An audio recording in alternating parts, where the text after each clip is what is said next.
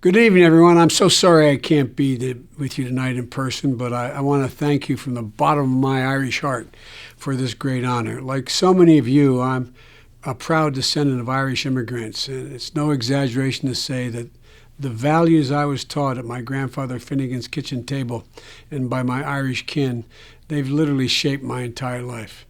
In 1842, the Blewitts of County Mayo emigrated, and in 1849, the Finnegans of County Louth left behind, along with the Blewitts, their homes, their friends, their family, all they knew to board what initially were referred to sometimes as coffin ships, to go to a land they had only heard about but had never seen. And when they got there, they saved enough money to send back home to bring the rest of their family over. Then they raised their families, and they instilled in their families the same value set that they had at home, because they never forgot where they came from, what they left behind, and what they had been denied. And they were determined to be treated with dignity in their new homes and their new lives. Growing up in Scranton, Pennsylvania, I was raised on that Irish history, which at its core is all about a demand that every man and woman be treated with dignity. We Irish had more than our share of tribulations. We've been subjugated to a number of indignities, and few other people have gone through the same thing. But we've never yielded. We came out the other side sustained by our faith, our fortitude, and our passion. A passion for justice and equality. Our ancestors met my mother's admonition when she said, "Joe, remember, you are defined by your courage and you are redeemed by your loyalty." It took courage. That's the passion that helped build this nation, that still runs through the bloodstream of every Irish American family.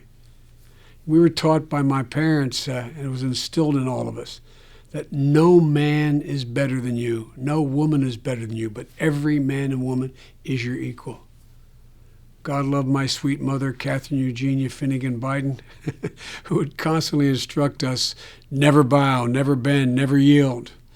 And in serious moments, she would say, when it looked like we may yield, she'd say that as long as you're alive, Joey, you have an obligation to strive, and you're not dead until you've seen the face of God.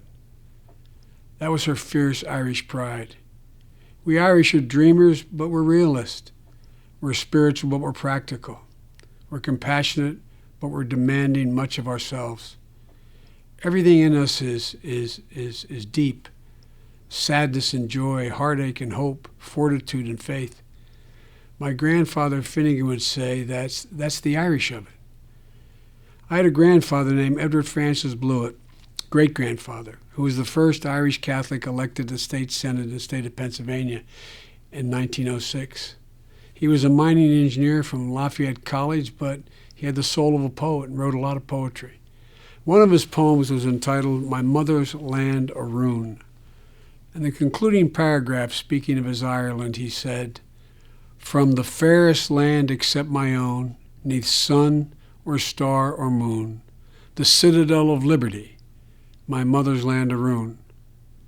My grandfather and my grandmother, my mother and my father would have been so proud to know I received this honor tonight, as I am. So I thank you again, everyone at the Irish Hall of Fame, the Irish Heritage Center in Chicago.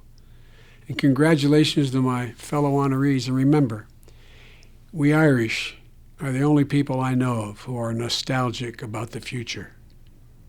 It's bright.